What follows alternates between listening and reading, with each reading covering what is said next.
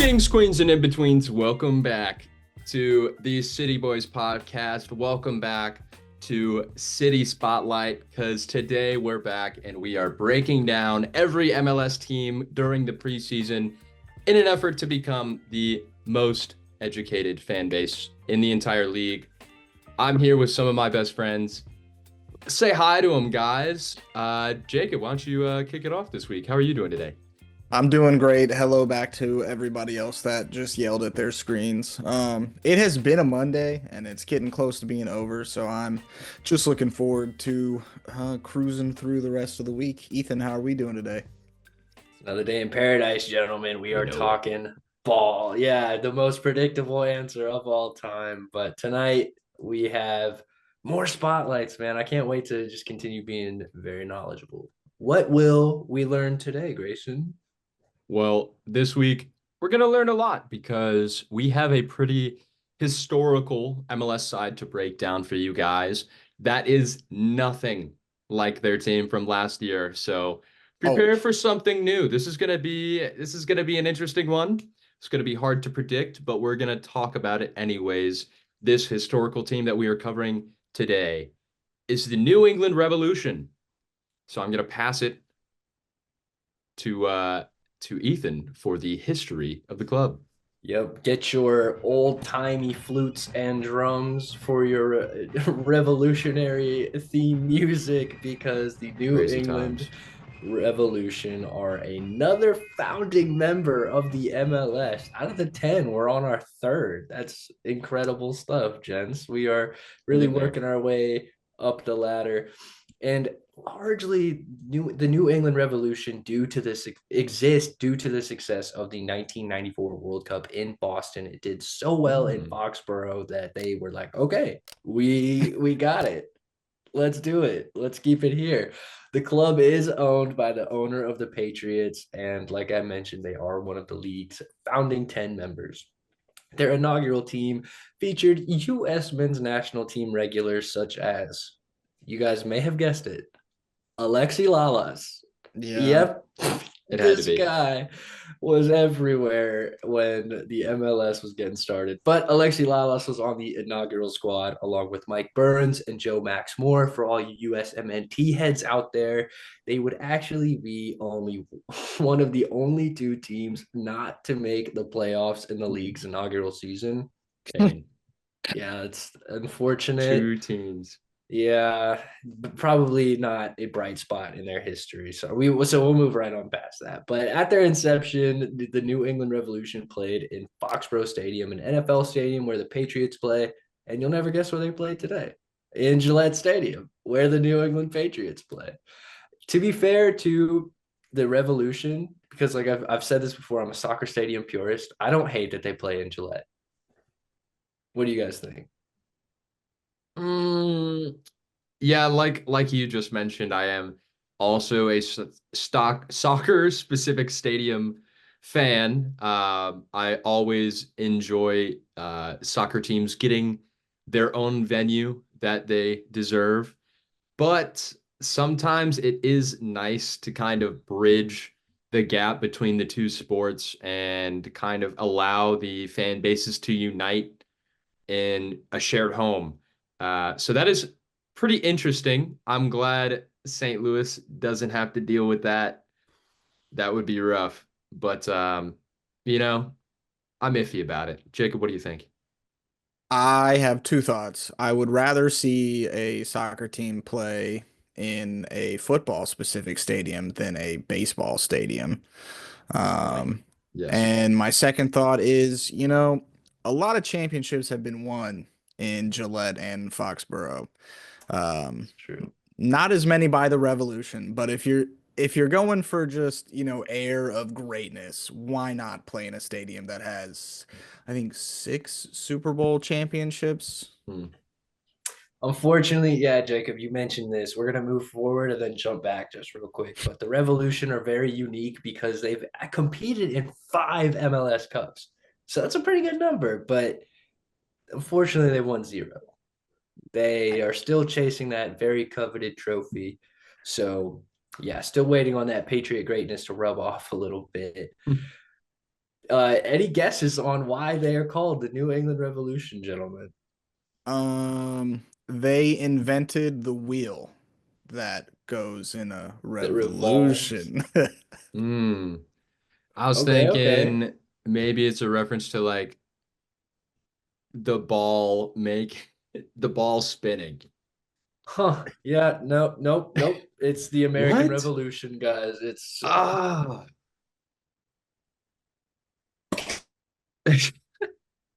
We lost you. from he Britain. exploded. We lost you.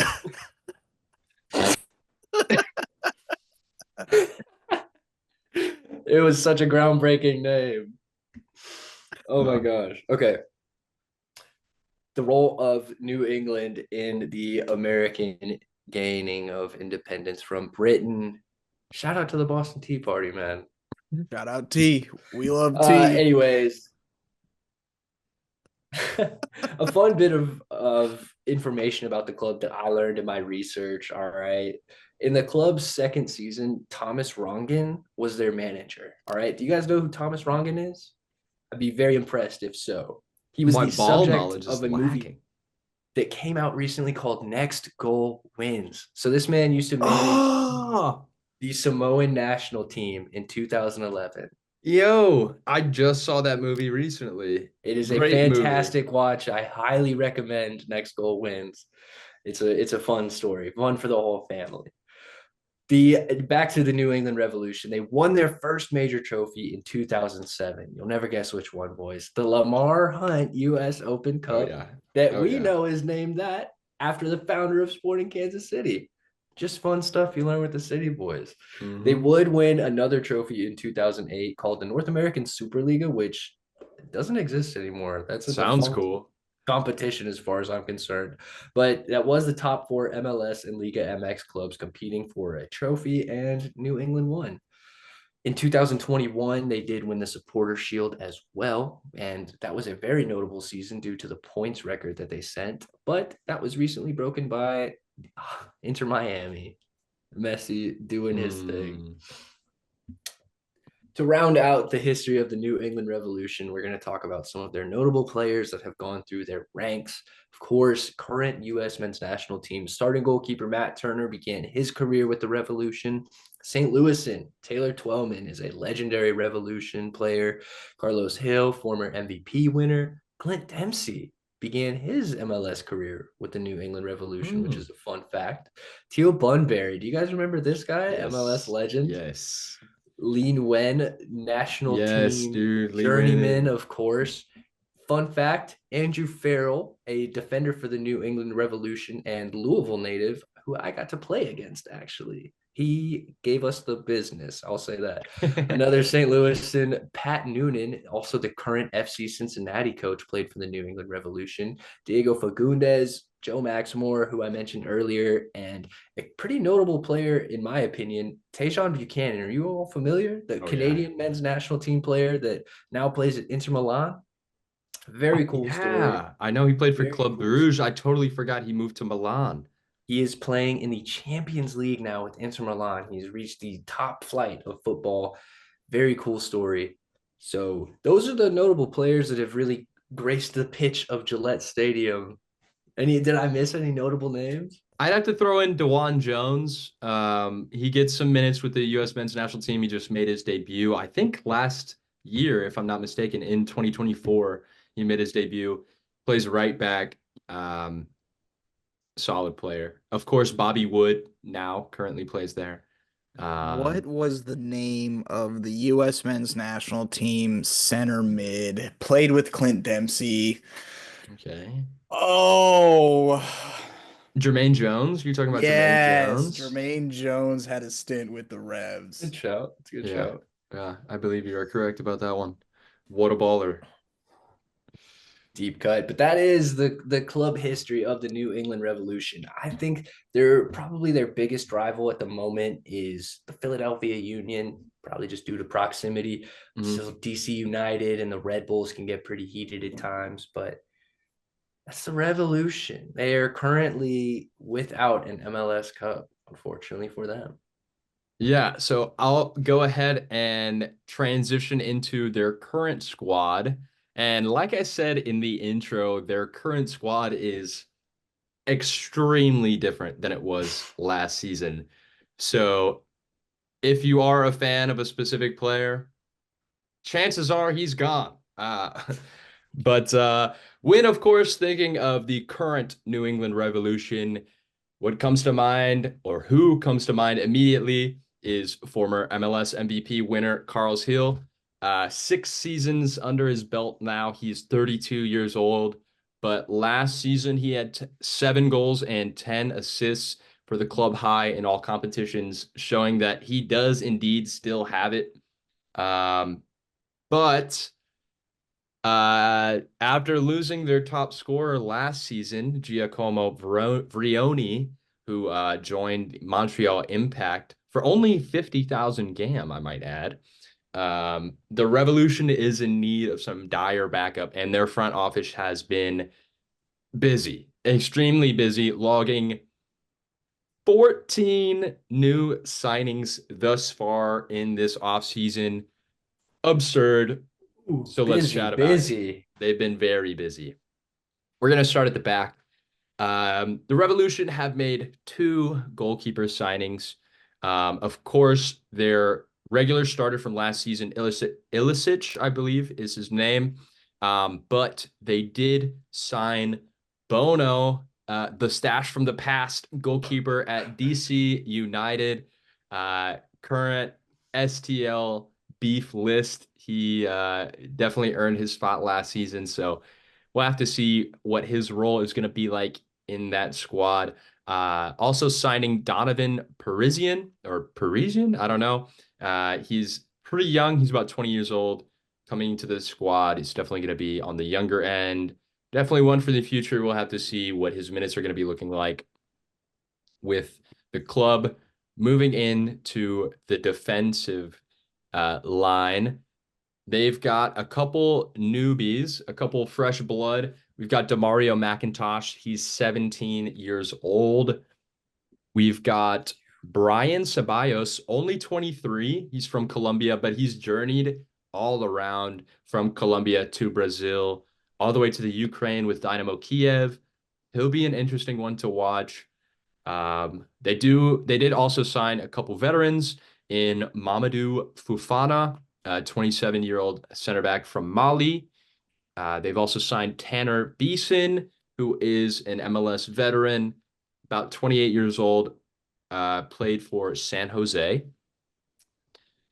They've also got a Wyatt Omsberg, who most recently has played for the Fire, for Chicago Fire 2, and also scored some minutes for Minnesota in the past. But that is their center back, defensive end there. They signed pretty much a whole new lineup. Moving into the midfield, we do have a familiar name in another San Jose veteran, Jackson Ewell. Hmm. Is a pretty big signing for them. Definitely going to be a big mark in the midfield. They've also got Ignatius Ganago, who's on loan from FC Nantes in France. He's a Cameroonian international. He's only 25 years old. I think he's going to be one to watch. He's definitely an interesting player. Another youngin, there's not much information on this guy, is Alan Oyerworth. He's 18 years old. He's Ugandan. He hasn't played for any professional sides. He was signed from a development club that doesn't have a ton of information on him. So he will be definitely one to watch just to see what kind of levels he's at. But where it really gets exciting is their front front of the attack signings that they've made in the offseason. Of course, after losing their star striker Vrioni, some pretty big shoes to fill, and they filled it justly with Leo Campana from Inter Miami.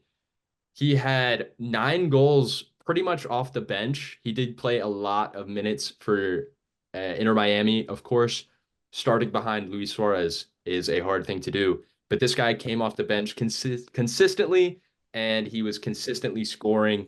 So I'm excited to see what he can do in a starting lineup.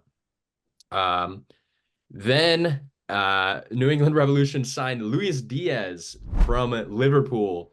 Just kidding. He used to play for the Crew and the Rapids. Last season, he played in his home country of Costa Rica. He's going to be an interesting one. I'm honestly not too big on this player. I think he's a solid veteran. He's been around the league. He knows the league, but he has never really taken the league by storm. So I think he'll be a good rotation piece for them. Maxi Arudi, another player who's extremely familiar with the MLS as he's bounced around all over the league from Toronto to Portland to Dallas to Montreal to Houston and then Austin before finally ending up here at the Revolution. So he'll be an interesting one to watch. Really, the question for me is how are all these new guys going to gel? Because this really was a complete squad overhaul from last season. The Revs didn't like what they produced last year, so they chopped and changed all of it. So it's definitely going to be a difficult one to predict how exactly they're going to look next year. Jacob, do you want to take us into our predictions? Dude, I'm exhausted. That is so many signings. I am so glad that that wasn't my job for this episode. You crushed it because I would have given up after the defensive line portion of the new signings. Yeah, the predictions, a lot of new information for my predictions part of this episode, but I'm gonna go with my gut. I'm gonna trust what I put down on paper and we're gonna rock Atta with it. boy, let's do it. Um, we all know New England did not have a great year last year. We've covered it twice now on the episode. But to be fair, in the East, they weren't really that far off from making the playoffs. Which is crazy. Their record is insanely lopsided. They had 9 wins, 4 draws, and 21 losses on the season. Um, they finished Wow. only 9 points behind a playoff spot, though. Three of those losses turns to wins, and they're sitting where Atlanta was, and we watched what Atlanta did in the playoffs. Crazy. So I'm just gonna rock with it. Welcome back to Crossbar, our new game, where we try to predict if a team's gonna go over the crossbar or under the crossbar and absolutely bury it. First crossbar challenge is set at over under 9.5 wins on the season. I'm gonna Ooh. I'm gonna start with Ethan's prediction for this one. I am going to take I'm gonna go over the crossbar because I think that Caleb Porter has been at the helm for this is gonna be his second season and he has a little more experience, maybe a squad that's a little more his. I'm gonna say 10 wins is not an absurd amount to get after a 9 win season. So I'm gonna bang the over on the crossbar here. Okay. 9 wins on the season. I I really am tempted to treat this exactly like the real crossbar challenge and hit it on the bar at 9 because I'm not expecting too big of a change from last season's New England squad. Although I do think there is improvement with all the new talent they're bringing in, I still feel for getting all of these new pieces to function correctly on the pitch. So for that reason, I'm actually going to take the under. I think they add a little bit too much moving parts to this already a bit messy revolution. So I'm going to take the under and I'm going to bury it. I'm in agreement with you, Grayson. I think, would you say 14 new signings is way too many new man management for one club to have to go through in such a short period of time. So I'm also going to take the under 9.5 wins, and their record might not look exactly the same. I'm sure there some of those losses are going to become draws, but Mm. I think it's probably about a 9 win team. Um, The next one, so they signed two of those new goalkeepers, one of those being Stash from the past in Bono. And the goalkeeper they had last year had only four clean sheets on the season. They bring in Bono, who only had two clean sheets on the season. So depending who starts, this line could change. But with all the mixing and matching and movement of players, the one solid piece might stay in the fact that they stick with their goalkeeper from last season. So I'm going to put the clean sheet number over under 4.5 clean sheets. Grayson, you rip it first. Okay. Um, it's tricky. It's hard to say that your defense is going to improve when you signed two veterans from a defense that is worse than yours. With Tanner Beeson and Jackson Newell being the culprits there. I I would like to say their defense improves, but I don't think so. I think it's gonna be around the same marks. I do think I will take the over though. I think they will be they'll get more clean sheets this year. I think they'll be better in certain games, but I think the amount of losses still stays about the same. So I'm gonna sky it. I am going to once again take the under. I think you went over last time. You're going to once again for the first time. He's back. He's all right. He's got it. I'm going over. I don't have a lot of logic or reasoning behind it. I just have good feelings about New England. I feel like they had a really unlucky season last season, just or flat out bad. And I think like San Jose, they're going to turn it around. Yeah, I'm gonna go with my same logic from it might be our last episode. 5 clean sheets is not an incredible number of clean sheets to have, and I think even a bad team can get to 5 clean sheets. So I'm gonna take the over. And then lastly, the really important question, are they not gonna make the playoffs? Are they gonna be a bubble team? Remember this year, technically they were a bubble team. Are they gonna be a playoff team or are they gonna be a contender? Mm. I'm going to start with this one. I think they're probably a bubble team. Um, it's if I were a New England Revolutions fan, I would be excited with all the new faces, but cautiously optimistic because of all the moving pieces. The East is also really top heavy. Those middle parts of the playoffs aren't too terrible to get, but I don't necessarily think they're a middle of the pack East team right now. So I'm going to put them on the bubble. I like that, Mm. Jacob, especially based on how they ended the season last year. Like it felt like they weren't totally eliminated until decision day, which is so weird because it felt like watching the product on the field that it was just never going to happen. So I'm gonna second that. I think that New England is a bubble team this year.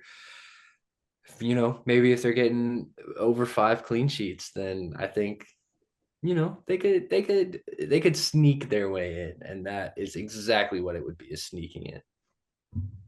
Yeah, I'm gonna have to agree with you guys. I think that New England Revolution is gonna be sitting on the bubble or worse, with the bubble being popped. I just I'm not convinced. These signings are interesting. I think some of the signings are going to really improve the squad. I think some of the other signings will not impress. I think as if I were a New England Revolution fan, at the same time, I would be optimistic. It's hard not to when you have a lot of fresh talent coming in, but I don't think they will improve too greatly. I think bubble or worse is where we're sitting for 2025. I think Jackson Ewell is a great pickup for them. I think Campana is a great pickup for them. Mm. And if they can put the team on their back, this is a different conversation. But to be fair, we haven't seen either player do that in their career yet. So who actually knows what's going to happen? it could be a good spine for the team. Yeah. It is. It is. Cool. Anything else to add, gentlemen, before we call it on this episode? I will say to all the New England Revolution fans out there, we already know that you beat us 1-0 in preseason, so you don't have to rub it in. We'll see you during regular season. We'll talk about it then. To New England, thank you for Henry Kessler. Yes. Fact. You can keep Timmy. Yeah, I'm thanks. Hope to continue doing business with you. Yeah. Cool. Well, thank you for watching, guys. If you're new around here, make sure you like, subscribe, and comment. If you are on YouTube and if you are on Spotify, make sure you follow and rate 5 stars. All of our socials can be down in the description. All of our Could socials be. can be found down in the description. If not, they've come across the screen at some point, I'm sure. But our most important call to action here at the City Boys is make sure you tell your mother you love her. MLS. MLS. MLS. MLS. Let's go. I didn't fucking change my background.